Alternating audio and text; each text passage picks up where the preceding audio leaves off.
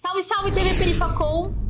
Mais um programa, mais um episódio na qual a gente mergulha no universo da música, da TV, da cultura pop. E hoje eu recebo ela, que é uma inspiração, né? Sara, você é uma inspiração. E assim, eu não vou ficar rasgando a seda, mas eu já queria começar, porque a gente estava falando nos bastidores da exposição do Ney, sobre esse trabalho. E eu queria começar dizendo que pra mim é muito lindo estar aqui, porque eu acompanho essa garota há muito tempo. Então, assim, da mesma forma que ela me acompanha, eu acompanho ela.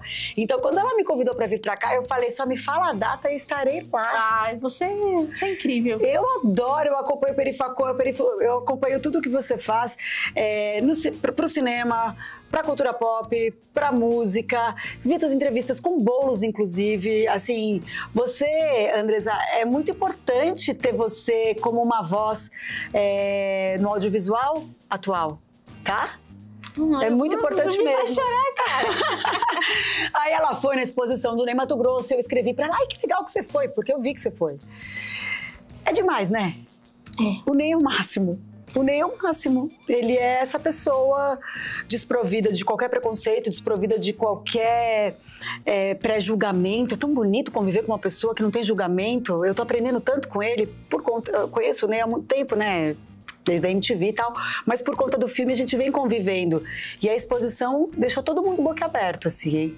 Aquela entrada com a foto dele, encarando, né? Ele tá com um olhar, assim. Muito bonito e que bom poder celebrar ele em vida. Que bom, né? Que lindo isso. A exposição, vai ter o filme Homem com H, que estreia dia 1º de maio. Ele participou de tudo, assim, desde do primeiro roteiro, são acho que mais de 12 tratamentos de roteiro, ele leu todos. Ele ia no set, assistia às filmagens. Eu pude acompanhar bastante, porque eu faço uma microparticipação, que na verdade é uma pequena homenagem que meu irmão fez, uma brincadeira de uma comunicadora ali, enfim, que é próxima do Ney, que chama Fátima, que é o nome da nossa mãe, e eu digo nossa porque o diretor e o roteirista é o Esmir Filho, é meu irmão, só que isso não é nada perto da minha participação, acho que a minha participação é outra, a minha participação é estar ali fazendo o elo entre o Ney e o filme, e estar sempre do lado dele, e como eu já entrevistei muito o Ney, ajudar o meu irmão também com isso. E é lindo, Jesuíta Barbosa tá um escândalo, ele incorporou o Ney de uma forma bonita e forte e sui generis, sabe? É uma entrega absurda, assim, de dois artistas absurdos, que é o Ney Matogrosso e o Jesuíta Barbosa. Sabe uma coisa que eu fiquei com uma sensação na exposição? Eu passei muito tempo na igreja evangélica, então eu perdi muita coisa, eu tenho essa sensação. Inclusive eu tô para produzir um vídeo falando sobre essa perda que eu sinto, que tá no campo da cultura pop, da música. Então acho que mais do que nunca eu sempre tô muito curiosa, revisitando o passado, coisa nova. E eu acho que esse trabalho do filme e da exposição, mas muito mais também do filme, tem um lugar de resgate da memória, mas também que a gente, essa nova geração, principalmente essa nova geração, não se perca. Porque a gente vai entrar na coisa da música, né? A gente tem produzido muita coisa boa, mas ao mesmo tempo a sensação que eu tenho é que, cara, a gente às vezes esquece do passado e o tanto de gente que caminhou pra gente chegar até aqui, sabe? Eu acho lindo as pontes que existem, sabe? Eu vi um vídeo hoje da Deutsche com a Lauryn Hill. Ai! Aí eu bati no microfone. Desculpa, diretor. Gente, o que é aquilo? Deutsche e Lauryn Hill. O que é aquele encontro? Isso só dá gás pra gente continuar, sabia? O nosso trabalho, não é? É muito bonito, porque o novo sempre vem. Mas é tão bonito poder reverenciar o passado e aprender, né, e transformar. E eu acho que os veteranos e quem veio antes também, ele não quer ser só reverenciado, ele quer fazer junto, ele quer se reciclar. Sabe? É bonito isso. É muito bonito, né? É muito bonito. Então, acho que o filme, a exposição tem esse lugar de ponte mesmo. Concordo com você. Mas vamos voltar um pouquinho na coisa que eu já tinha me preparado, mas é que você falou da exposição. Eu falei, ai, cara, vamos começar com a exposição. Luau MTV, que teve uma edição comemorativa. Como é que foi isso pra você? Que tem a ver com esse nosso papo, porque é o encontro de gerações também ali, né? Sim. Tem a Bela Campos e eu. O L7, o Lennon L7. e o Falcão. Então, assim, quando eu cheguei, pra gravar, e eu fui descendo e eu vi aquele cenário montado, meu coração já disparou, assim, meu olho encheu de lágrimas. Então, tá escrito Luau MTV, eu falei, gente, não tô acreditando. Aí o Falcão me viu, eu vi ele, a gente falou, nossa, isso tá acontecendo, porque 20 anos atrás, exatamente em 2004, eu fiz o Luau MTV, o Rapa. E daí o Falcão, em 2024, dezembro de 2024, gravou comigo essa edição. Foi linda. E é lindo, porque o L7, o Lennon, eu chamo ele de Lennon, mas ele falou que tanto faz, L7, Lennon, enfim. Ele é uma graça. Ele é um menino muito, muito talentoso do trap, assim. E pra ele ter uma banda, como a banda do Falcão, que é uma banda muito boa, né? Uns caras de cordas, assim, uma mina que toca muito ali também. É legal ver as versões em banda das canções do Lennon, sabe? Uhum. Ele ficou também muito feliz por isso. E eu fiquei encantada de ver assim, o hip hop, o trap, o rap com banda. Eu adoro banda, né? Ai, é tão legal. Nossa, eu gosto desses encontros. O Rashid é um cara que toda oportunidade que ele tem de colocar a banda dele, ele coloca e faz uma diferença, mesmo que a gente esteja falando do rap, que tem essa questão do jeito que canta, da declamação, o DJ que faz parte do quinto elemento, do hip hop, mas é tão legal com banda, né? Eu adoro, tudo junto e misturado, inclusive com o DJ junto. Aí você falou do Rashid, eu adoro o Rashid. Eu acho ele um super letrista. Sim. Ele é impressionante, ele tem uma cabeça maravilhosa, ele é um cara muito legal. Eu não conheço ele pessoalmente, mas, assim, parece que eu já conheço, sabe? De tanto que eu ouço, eu vejo os tweets dele, Sim. Eu gosto do que ele escreve. É legal isso, né? Quando você gosta da música, mas aí você vê que a pessoa também tem...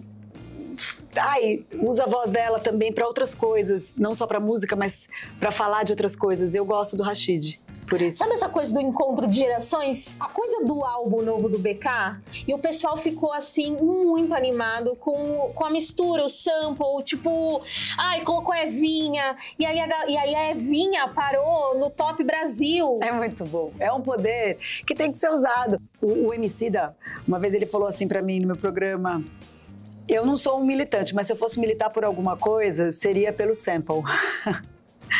Porque é um resgate. Samplear uma música é um resgate. Os caras fazem isso no mundo inteiro, é muito importante, né?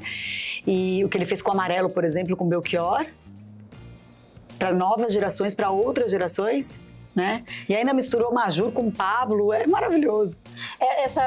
Eu gostei do conceito das pontes mesmo que você trouxe. A gente atravessa e volta para o passado e o presente do que está se produzindo agora. Eu fico animada. Eu também. Eu acho que na verdade a vida é isso, sabia? Assim, a vida é a gente se conectar com o outro, a gente está aqui para isso. E essas pontes dentro do nosso trabalho, que é cultura pop, se elas não existem, as coisas vão se desfazendo. Você vê, a gente só consegue resistir, né? As culturas conseguem resistir, as religiões conseguem resistir através dessas pontes e de continuar fazendo, acreditando, e pessoas novas vindo e aprendendo e continuando, né? E Sara, nunca antes na história desse país se teve tanto festival, né? Gente, que loucura. E festival também é bom pra isso, porque você vai ver um artista, você acaba conhecendo o outro. Eu sou uma entusiasta, pena que é caro, né? É uma questão muito complicada, eu acho, assim, que tem muito público. Então tinha que dar um jeito, porque tem muita publicidade, muito público, tinha que dar um jeito de ser um pouco mais democrático para as pessoas terem acesso, principalmente, assim, eu sei que eles estão aí se esforçando para isso, transportes, tal, não sei o quê, porque vale muito a pena, né? E o Brasil é o melhor público, os caras ficam loucos vindo aqui fazer show. Teve algum festival que você foi ano passado que te marcou? É que eu tô falando passado porque a gente tá em março, né, agora. Tem tantos. Eu vou te falar de um que eu fui, que foi fora daqui do Brasil, só porque a gente falou da Deutsche. Porque eu fui a trabalho e eu conheci a Ray. Eu não conhecia a Ray. Eu conhecia a Janelle Monáe, tinha várias pessoas, ele tinha o Sting e tal, mas a Ray, ela entrou, eu conhecia assim, ela tinha viralizado uma música no TikTok, eu sabia quem é, eu nunca tinha visto aquela mulher no palco, eu fiquei assim, embasbacada, e eu fiquei feliz, porque no Oscar ela cantou, e ela ganhou o Grammy, né? A Deutsche ganhou e ela também ganhou, Sim. né? Sim. E você trouxe... Foi o Festival de Montreux, desculpa, não falei o nome, né? Falei que... Você trouxe essa coisa do festival. Uma grande dificuldade pra mim era ir em festival, mas porque é uma grande oportunidade que, em vez de ver você vê vários. E sabe um que me surpreendeu, que eu falo bem dele pra todo mundo? O Festival Nova Brasil FM. Ai, que legal, da rádio. Sim. Quem que você viu? Eu lembro que na época eu vi, acho que foi o Zeca Pagodinho. Aí depois eu vi... Ai, essa memória é minha. Mas é uma delícia ir num festival e ver Zeca Pagodinho. Vi Zeca Pagodinho, aí teve Baby do Brasil, aí teve Tom Zé, aí depois... Gente, assim, amiga, era uma salada, porque é isso também, né, a Nova Brasil, é música popular brasileira. E a galera da Lab Fantasma tinha preparado também toda uma música pra celebrar a música negra brasileira. Então, teve o MC da Cantando Cassiano, assim, sabe? Que Nossa, lindo. foi um negócio muito bonito, assim, foi um festival que me marcou, assim, eu falei, cara... E teve uma coisa muito especial. Eu conheci Cassiano por causa dos Racionais. Sim, Isso que eu acho importante. Sabe? Eu conheci Cassiano por causa dos Racionais, eu conheci Pixinguinha por causa de Bete Carvalho. O que mais? Cartola e Tim Maia mais profundamente por causa da Marisa Monte. Paulinho da Viola. Porque são pessoas que fazem curadoria musical também, entendeu? Eu acho isso muito lindo. Você falou agora de festival aqui do Brasil, eu lembrei do Pericão, que foi tocar no Koala e fez aquele... chamou o Tim Bernardes. E foi no meu programa que o Tim tocou final de tarde no piano, pagode no piano. O Pericão não conhecia o Tim Bernardes. E aí eu falei, gente, é o indie rock encontrando o pagode, assim, né? Maravilhoso. E daí o Pericão ficou enlouquecido e chamou ele no Koala. E foi lindo, assim. Esse foi um encontro muito bonito também. Porque você falou do MC da Cantando Cassiano, eu lembrei do Péricles, que eu adoro. Eu adoro pagode. Eu adoro que tá de volta também, pagode. Pagode é maravilhoso, Esse disco da Martinalha, que ela gravou só pagode, eu achei lindo. A Martinalha também, que é um baita artista, né? Baita artista. Recentemente teve até uma ação de uma marca, dia desse, colocou a Martinalha, o Marcelo D2 e o Pagode da 27 no meio do centro. Ai, que demais! E também rolou uma dessas na volta do Trabalhador na estação. Foi antes do carnaval. Eu vi o Marcelo. O Marcelo é o máximo. O D2, assim, eu sou suspeita pra falar, porque ele é um dos meus melhores amigos mesmo, assim, ele é uma pessoa muito importante na minha vida. Ele, a mulher dele, a Luísa, que eu acabei conhecendo, também ficando muito amiga, mas o Marcelo eu conheço há muitos anos, né? E ele e a Lu trabalham muito, eles não param, assim. Rolou exposição também, né? A ocupação Iboru que eles fazem no Rio de Janeiro, que é sensacional. Os caras ocupam as ruas. E daí, esse novo samba... Esse novo samba tradicional que ele faz. E daí você vê a molecada cantando Bete Carvalho, Dona Alessi Brandão. É lindo isso. É muito importante. Muito importante. E, Sara, como uma comunicadora da música, é muito importante estar de mente aberta pra tudo, né? Pra tudo. Novo. Não suporto as pessoas falando assim, antigamente a música era muito melhor. Gente, não. Tem muita coisa boa. Tem muita coisa boa. A gente falou um monte aqui já de coisa nova e boa, né? O que você anda ouvindo? Eu ouço de tudo. Assim, é uma loucura. Eu vim aqui pro Perifacol, eu tava lá com meu fonezinho ouvindo.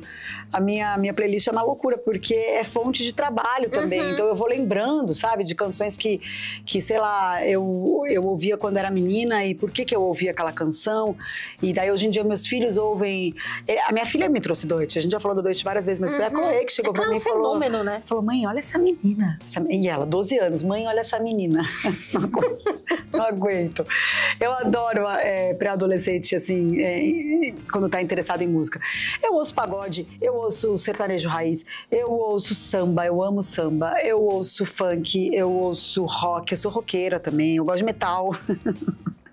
Eu gosto de música clássica, eu gosto de música boa. E a gente tá numa cena interessante, né? E tanto no samba, vindo coisa nova, a galera revisitando. O MC... A gente falou da coisa do que eles chamam de neo samba. O Emicida também tava nessa brisa, né? Muito. De revisitar o samba. Sim. Porque é a base de tudo, né? A base de tudo. É o batuque do samba. É a base da música brasileira, da música preta brasileira. O Seu Mateus Aleluia. Eu adoro quando eles reverenciam o Seu Mateus Aleluia dos Tincoãs. Eu falo, gente, que coisa linda! Tá todo mundo ouvindo Ticoãs, graças às deusas, sabe? Assim, que coisa linda, a capoeira, o batuque, as nossas raízes africanas, né? A gente fez um trabalho agora na Perifacom, que a exposição Funk, Arte e Resistência. Nos encontros, a gente falava muito sobre, gente, a gente tá falando de funk, mas olha o atabaque aqui estourando. É isso aí. Lá na exposição, que eu vou te convidar, que agora a gente vai mudar pro Museu das Favelas. Ai, que lindo, eu quero ver. A gente tem uma parte dedicada à questão da religião. A gente colocou o fio de conta, porque não tem como. Não tem como. A música que me trouxe pra entender melhor o candomblé e a umbanda, por exemplo, foi a música, por meu trabalho com a música, porque é tudo ligado, é tudo misturado, né? E você vê o funk, né? Você falou da batida. A gente vê uns vídeos do Ney Matogrosso, já que a gente começou falando dele, ele tá fazendo quadradinho de 8 ali. Ah, é verdade! Dos anos 70, aquele homem maravilhoso, nu, só com uma tanguinha fazendo, né? Sim. É uma loucura. Sim. E aí a gente vê, né, pra época, quanto isso é importante e ainda continua sendo muito importante. Sim, porque a dança, de alguma forma, ela tem... qualquer manifestação artística, ela é revolucionária, ela tá aí pra romper, né? E a gente fala, inclusive, numa discussão de um contexto de ditadura, quando a gente olha as artes, né, a forma como a galera foi resistindo, que isso passa, inclusive, pelo pornô chanchada. Sim. Isso é muito... Por isso, gente, assim... Você que tá aqui assistindo a entrevista, não dá pra ser mente fechada, cara. Não dá. E tem que aproveitar os artifícios agora da internet.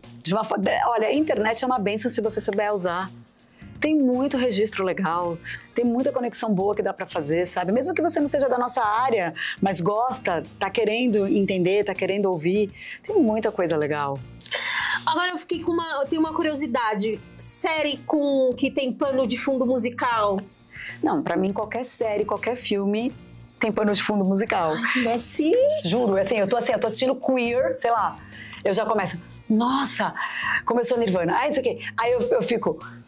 Aí, Nat King Cole. Aí eu, nossa, mas essa música é anacrônica. Eu esqueço que eu tô vendo, gente. Por isso que eu acho até às vezes que é importante, por isso que eu gosto de ver no cinema. Porque no cinema eu me pego com a música, mas eu não posso mexer pra fazer a minha pesquisinha. Em casa eu dou pause. Então o cinema eu tenho essa coisa de mergulhar. Mas eu presto muita atenção nas trilhas. Então você falou de série a gente vê em casa, né? Uhum. Aí, sei lá, eu fico enlouquecida. Porque as trilhas originais, não só as músicas executadas, como eu dei exemplo aqui, que, sei lá, Nat King Cole, ou Nirvana, ou New Order, que toca nesse filme que eu falei. Mas, por exemplo, qual uma série que você viu recentemente? Sei lá, tem a trilha original da série. Uhum. Tem a trilha que a pessoa vai lá, ela faz toda a supervisão musical, a parte tocada, as mudanças de cena através da música, toda uma sabe? direção musical. Ai, eu acho aquilo tão maravilhoso. Às vezes eu me esqueço do que tá acontecendo, eu lembro da cena através da música, é muito forte. É insuportável ver na nossa cabeça, né? É. Sabe uma coisa, assim, eu assisti Ted Lasso, a primeira temporada, e aí eu fiquei obcecada pela trilha sonora, e aí estudando a trilha sonora eu percebi que a maioria das músicas são feitas por pessoas negras. Olha que maravilhoso. Eu fiquei assim, gente, como é que pode? Importante. E aí, às vezes, eu tô assistindo uma série e eu tô com aquele recurso do Google pra descobrir quem é que tá cantando. É isso. É isso. É chato, né? Mas é isso, por isso que o cinema te segura um pouco. Mas ao mesmo tempo eu fui é tão bastante divertido. Mas porque a gente tava numa safra ótima de Oscar, então eu fui ao cinema direto pra assistir os filmes. E daí eu ficava me segurando. Eu acho que uma trilha sonora de filme, ela faz toda a diferença. Uma novela também, né? Sim. Né? Assim, teve uma época... Teve uma época, não. Desde o começo das novelas, elas são muito importantes para a democratização da música brasileira. Porque às vezes as pessoas não tinham condição de ter CD, de ter... Né? Hoje em dia, assim, a gente baixa um aplicativo, a gente tem o streaming e tal. Mas antes, para consumir aquela música, elas assistiam a abertura da novela, as passagens de uma cena para outra com as canções. A gente comprava, né, o CD da trilha. Da trilha sonora da novela. E isso era independente de religião. Você falou, eu perdi muita coisa por conta da religião evangélica. Mas eu tenho certeza que vocês assistiam novela. Algumas a gente podia assistir. Então, e a novela tem isso, porque ela retrata muito a cultura do brasileiro, né? Assim, tem coisas que tem que retratar melhor, né? Sim. Então, eu acho que tá evoluindo e tal, mas Mas a gente mora num país que muita gente não tinha geladeira em casa e tinha televisão, sabe? Então, sim, a novela tinha esse papel, né? Não, e a coisa da novela e da música, e pra muitos, assim, pra alguns artistas ainda o sonho é ser trilha de novela. A abertura linda que a Lued fez pra Renascer, ela cantando. Coisa linda. Vai na Fé, que foi a... Sim, e a música Vai na Fé é da Negra Lee que canta, né? A Negra Mas de Lee. quem é? Dela mesmo? Cara, eu acho que é trilha original, É viu? trilha original? Linda. Aliás, essa novela é ótima. Eu não assisti a novela da Sete há muito tempo. Parei Essa pra ver. novela maravilhosa, né? Eu assisti essa novela também. Foi aí que eu conheci a Bela Campos. Ai, a Bela é uma querida, né? Ai, ela é tão legal. Assim, não sou amiga da Bela, Ela mas é eu muito sou legal. amiga da Ju Oliveira, que foi uma das roteiristas, diretora roteirista de Vai na Fé. Sempre falou muito bem da Bela. Não, ela é ótima. Ótima, adoro ela. Sabe quem também tava nessa novela que, enfim, um baita talento, agora eu não vou lembrar o nome. Péssimo, até o fim da entrevista eu vou lembrar o nome. Que fazia a Kate. A Clara Monarque. Isso. Maravilhosa. Maravilhosa também, uma baita novela. E fala bem, né? Depois de umas entrevistas maravilhosas também. Ai, é tão importante Importante. esses novos talentos. Sabe que eu fiquei com uma curiosidade também de perguntar se você chegou a ver alguma coisa produzida pela Issa Rae. Ela fez Insecure e depois fez uma chamada, essa talvez você goste, chamada Maldito Rap. Nossa, não, eu vou atrás. Essa série você vai gostar, Maldito Rap. Eu vou atrás. Muito boa. Eu vou atrás. O filme a série da Zoe Kravitz, Ai... É pena que não teve segunda temporada, né? Porque a série é baseada no filme. Só que ela fez uma versão atual, contemporânea e pro lado da mulher. De uma mulher preta, inclusive. Então, assim, o filme, ele tinha uma coisa, realmente, era da minha época dos anos 2000, mas ele era muito indie, era uma coisa meio muito hétero, homem, sabe? Assim, a cabeça do cara ali, que ficava sonhando com música indie e tal, não sei o quê. E eu fiquei arrasada que não teve segunda temporada, porque eu amei. Uma vez por mês ela lamenta, se ela lamenta? É verdade, eu vou fazer. Uma vez por mês ela lamenta. Sabe que um dia desse eu vou fazer um post sobre isso e vou te dedicar? Porque eu assisti na pandemia e me perguntavam toda hora, você assistiu essa série? Eu falava, tô esperando a segunda temporada. E nunca veio, eu acabei nunca fazendo um post sobre isso. E eu tenho até um texto escrito e eu vou fazer e vou te dedicar. Ai, por em favor. breve. Porque é muito legal. E o momento ali eu adoro aquele momento que ela tá procurando mutantes, sei lá, é mutantes? Porque no filme é mutantes que ele acha. Eu acho que na série é mutantes, depois tem Caetano. Tem Caetano. É muito legal. E não tem só essa de música brasileira, a gente acaba aparecendo em outros episódios, né? Tem. Não tem só esse momento que é da loja de discos. Eu fiz assim porque era o vinil. Que a gente tá fazendo assim. É o vinil e tinha uma loja de discos. E é muito legal, assim. Muito legal essa série, né? É uma pena. Ela lamenta, né? Eu já vi ela lamentando. Algumas vezes. E uma coisa que eu fiz foi, imediatamente acabou a série, enquanto eu tava assistindo, na verdade, eu procurei a playlist oficial. Maravilhosa. Maravilhosa. Descobri tanta coisa legal. Tanta coisa legal. É muito boa. A playlist de alta fidelidade tá disponível no streaming. É muito, muito legal. Muito legal. Isso é ótimo, né? Eu vi a Mara para os Fortes, a série do D2, e também fiquei atrás da playlist. Muito boa também. Muito boa também. Essa é uma das séries do tipo de série brasileira que é fundamental a parte musical. Faz, assim, pro conjunto todo da obra. Sim. Isso é muito legal. Agora eu fiquei pensando série brasileira com fundo musical. Agora me pegou, cara. É porque tem os filmes que são cinebiografias, né? Então...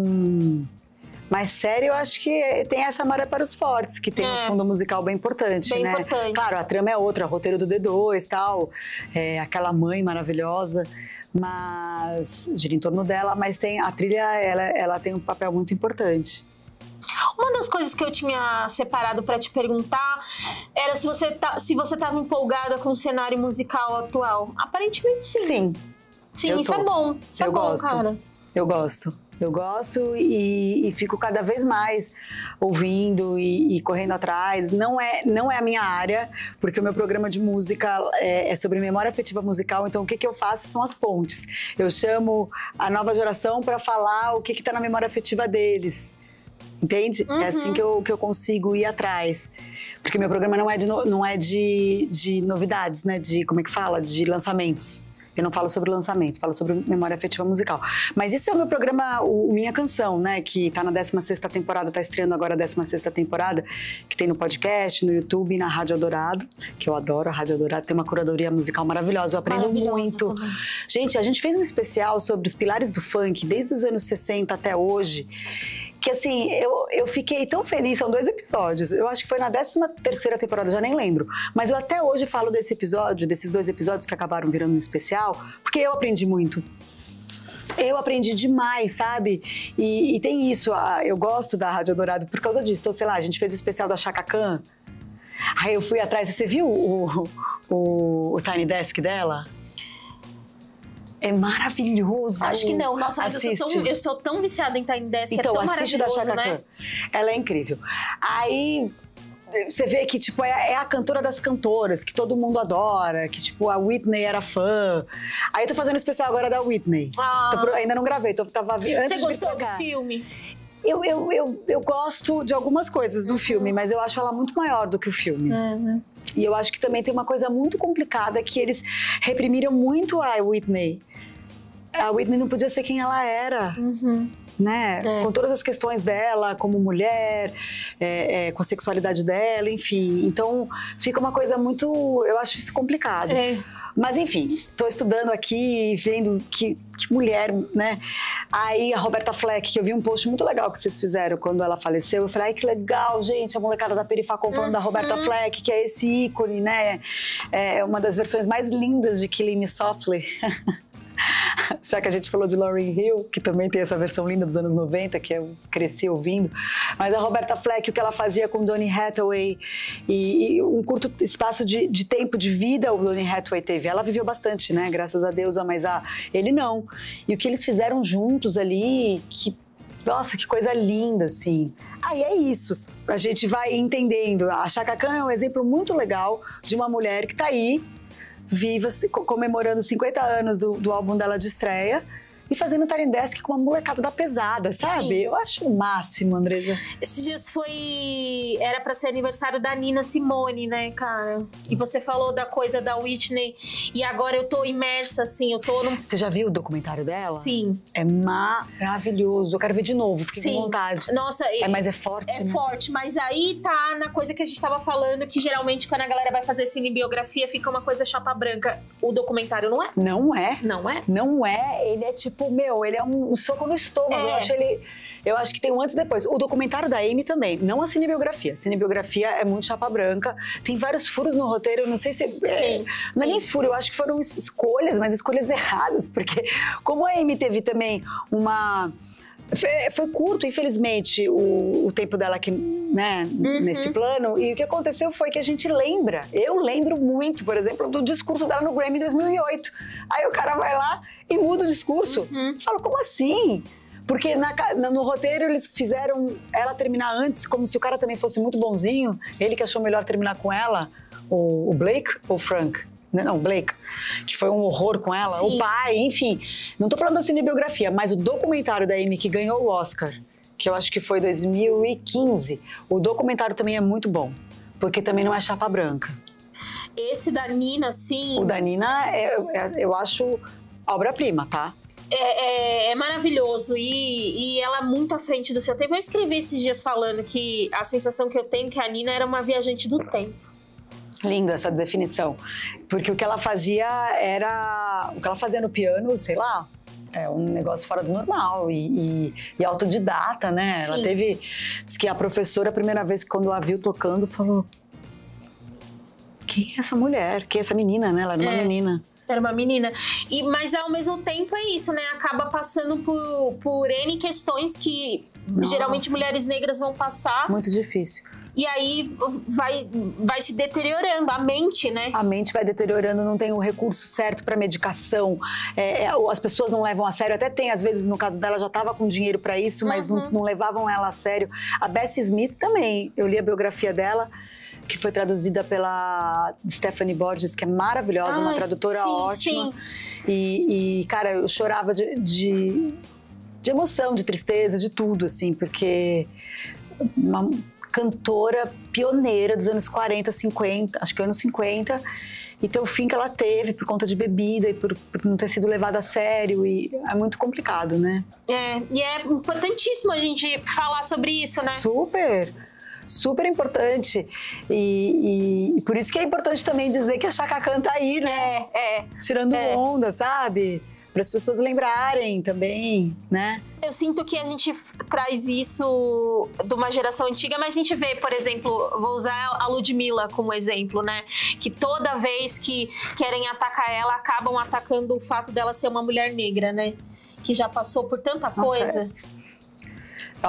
Tipo, não faz sentido, não tem cabimento, além de ser crime, né? Hoje em dia... E às vezes você olha o artista, ele só tá ali muito afim de fazer a música dele. Mas eu acho que também existe quase que um jeito... você precisa performar desse jeito, você tem que entregar desse jeito. E às vezes existe uma dificuldade, principalmente pensando nos artistas que são de origem periférica. Mas eu acho que ela consegue bancar as escolhas dela. E eu fico muito feliz por ela, assim. Casada com uma mulher. Eu acho a Ludmilla incrível, cara. E vi agora recentemente Dona Alessi Brandão com Isa, também achei lindo, chorei. Tava Ivete junto também. A Alessi também é um acontecimento, né? Nossa, a Dona Alessi, eu rezo pela Dona Alessi todo dia, sabia? Gente, sou louca pela Dona Alessi. Louca, assim, louca. Ela é um acontecimento. Eu acho ela... A Marrom também. A Alcione. Gente, a gente vai ficar aqui só exaltando. Gente, é a minha Alice e a da Sara de mulheres negras que amamos. E que são tão importantes, né, para nossa cultura, para nossa música, e que colocaram deram, né, assim, espaço para tanta gente. Sim. Com as músicas delas, cantando compositores e compositoras também. E a generosidade, né? Quando você olha e fala, vê a Dona Alessi com a Isa, que também é um grande nome dessa geração, né? Cara, que eu assisti o Rei Leão dublado. Nossa, que lindo ver ela cantar, né? Inclusive, eu te trago uma coisa que eu fico sempre pensando, que momento bonito pra nós, mulheres negras, que somos nerds. Porque a Isa virou a Barbie presidente. Que legal. Tá vivendo o sonho, participou de Eu não esperava o nerd. Adoro. A gente tá vivendo um sonho. Não, ai, que bom. Eu só celebro, sabe? Porque... eu sou toda emocionada. Eu sou de Oxum, eu só choro, né? Então, eu acho tudo lindo. E essa força é contagiante. É contagiante. Pra nós, mulheres brancas também. Sim, sim. Sabe? A gente... A Davis fala, né? Quando uma mulher negra avança, toda a sociedade avança com ela. É muito forte, fico arrepiada. É isso mesmo. E que bom, né? Que hoje em dia você vê as meninas estudando isso no colégio. Sim, sim.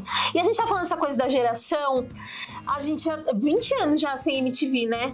A MTV terminou em 2013. 2013, Mas já tava um pouco mais diferenciada. Não tinha muita coisa que já não era mais gravada. Não tinha... aquela MTV dos anos 2000... não, até 2013 foi. Depois, agora tem a outra que é a MTV... Que é a mesma MTV, mas é a MTV gringa, né? Que é essa daí que tá aí, que fez o Luau, essa edição especial do Luau. Com uma equipe muito legal. E uma equipe que era da minha... Você sabia? Não. Que eles chamaram a diretora Romi Tarashi, a Romi que me dirigiu em todos os luaus, chamaram toda a galera da MTV dos anos 2000, porque tinha um know-how de fazer luau, e a gente fez juntos. Foi muito bonito isso. Ai, cara, que bonito. Toda a equipe, assim. Eu imagino a energia desse set. Foi muito legal. Eu imagino a energia desse set. Foi muito legal. Foi muito legal. E, ao mesmo tempo que a gente... Eu sinto falta... Eu, assim, particularmente sinto falta, porque tem um lugar... ao mesmo tempo que é isso, né? Tem uma Andresa antes da igreja e tem uma Andresa depois da igreja. Que aí as proibições começaram porque a gente era de uma religião mais proibitiva, né? Era de uma denominação mais proibitiva. Mas hoje você tem dentro do campo evangélico igrejas que são mais tranquilas. Você pode usar calça, você pode ir num show. Aqui a gente fazia parte, não. E eu lembro de antes desse momento de assistir muita coisa e como era muito legal, assim, sentar com meu irmão e ficar horas assistindo. E seu irmão super artista hoje também, como você, trabalha né? com música também. Faz umas fotos também, né? Trabalha com música, trabalha com Racionais, trabalha com música. Sim, e ele fez, quando eu eu apresentei o lançamento de Amarelo, a convite do Emicida. As fotos mais lindas, assim, que eu tenho com o Emicida são do seu irmão. Ah, ele é um querido, cara. Ele é um querido. E a gente acabou... É muito louco, assim. É muito... trabalhar com música. Aí quando eu conheci você, eu vi o sobrenome, eu falei, nossa, ela deve ser alguma coisa dele, do Jefferson. É, do Jeff. Delgado. E, enfim, não, eu lembro disso, assim... E lembro do acontecimento que foi esse disco Amarelo, né? Nossa! E logo depois teve aquela apresentação no Municipal.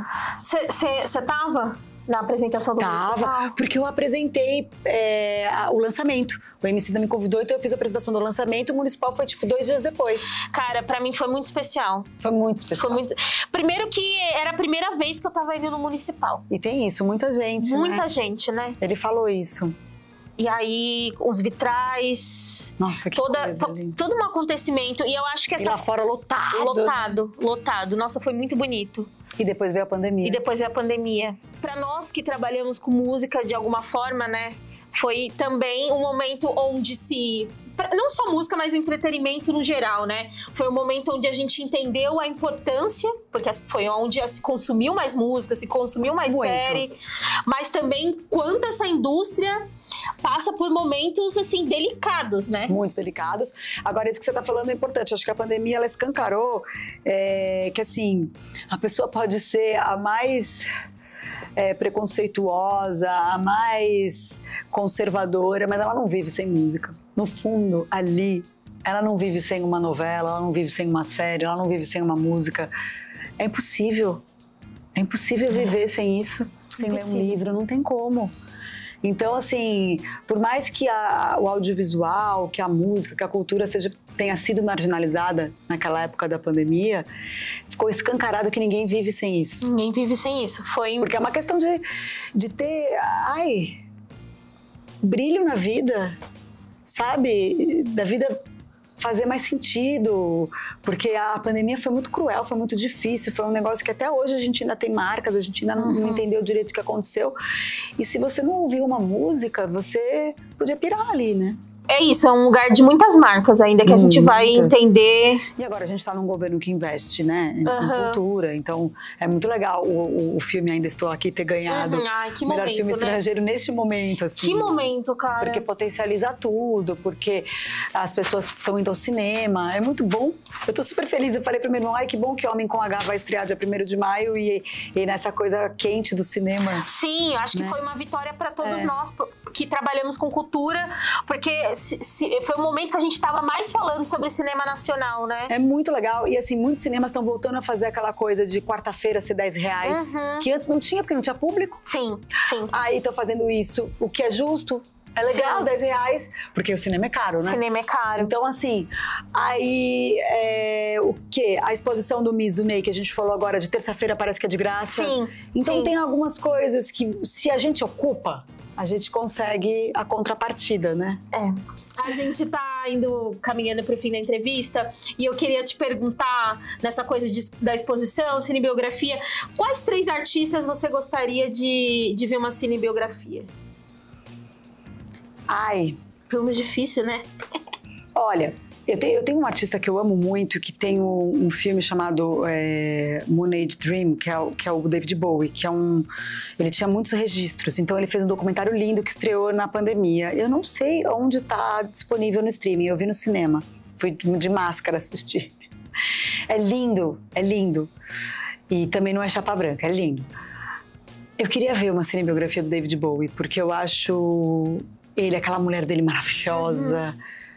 Ela chama Ima, né? Não sei, ela é muito maravilhosa. Ela tem uma linha de maquiagem só pra pele negra. Sério? Ela é uma modelo maravilhosa. Eu nem entendo muito dessas coisas, mas é que eu sigo ela por causa do David Bowie, aí eu sei. Maravilhoso. Esqueci o nome, depois eu vejo, depois eu te mostro. Bom, eu falei do David Bowie por essa curiosidade dele ser essa coisa camaleônica que eu acho interessante, porque a gente tá falando do Ney, então eles têm essa mesma energia, sabe? Fizeram do Bob Marley, né? O Bob Marley, eu acho essa figura absurdamente importantíssima pro mundo. Eu acho que existe o reggae e existe o Bob Marley, né? O Bob Marley é um estado de espírito, o Bob Marley é ele para além da música, né? Mas fizeram a cinebiografia, mas eu talvez quisesse... Aquele menino é um lindo, maravilhoso. Né? Tava em... É ele que faz o bofe que ela fica lá na série. É Alta Fidelidade. Mentira! Sim. Gente, eu preciso ver de novo. É ele! Ele é muito gato. Ele é muito gato, né? Ele é? Ele é. Ai, mas peraí, vamos lá. Tem uma pessoa, falei do Bowie, tá? Falei do Bob Marley, mas assim, tem uma mulher aqui no Brasil que eu sou muito fã, que é a dona Jovelina Pérola Negra. Que eu acho que também tem muita história pra contar. E lá atrás, porque não podia assinar, igual a dona Ivone Lara. As duas, assim, sabe? Não podiam assinar suas composições. Aí elas davam, vai meu filho, tô pra você. Dava pros primos, pros tios, pros sobrinhos. E todo mundo fazia samba daquilo, que eram composições delas, que elas passaram a assinar só depois. E são mulheres que tiveram outras profissões, outros trabalhos. Eu queria ver cinebiografia delas. Ai, nossa. Ia ser muito bom mesmo. Ia ser muito bom. Acho que a gente precisa mesmo cada vez mais celebrar os nossos artistas. Né? Porque a gente falou da Nina Simone, Sim. que teve esse documentário maravilhoso. Eu acho que tinham que investir ou numa cinebiografia ou num documentário sobre a dona Ivone Lara e sobre a Jovelina Pérola Negra. Ai, maravilhoso. Dos Chicoãs tem, é lindo. Do Seu Mateus Aleluia. Tem um documentário muito lindo. Não sabia. Que estreou no Inedit na pandemia também, acho que em 21. Que teve aquela coisa de pandemia, voltou, voltou, né? Que é muito bonito, deve estar aí no MUBI da vida, sabe? Sim, sim. Lindo. Lindo ver o Seu Mateus Aleluia cantando, falando. Tem alguma entrevista que você fez que você se apaixonada por essa entrevista? Ai, são tantas, né? Assim porque eu sou uma pessoa apaixonada, né? Eu sou. Ai, tem muita coisa bonita, assim. Eu acho que tem Milton, tem... Agora o documentário sobre ele vai estrear. Ai, eu pedi o Scream, porque eu não vou poder ir na estreia. Mas eu falei, eu faço questão porque... Ele, nossa, Milton Nascimento, nosso anjo. Nossa. Minha filha que fala, mãe, ele Você conseguiu ir em algum dos shows de despedida? Fui em 3. Fui em 3. Muito que bem. Fui 3 vezes. Agora tem do Gil.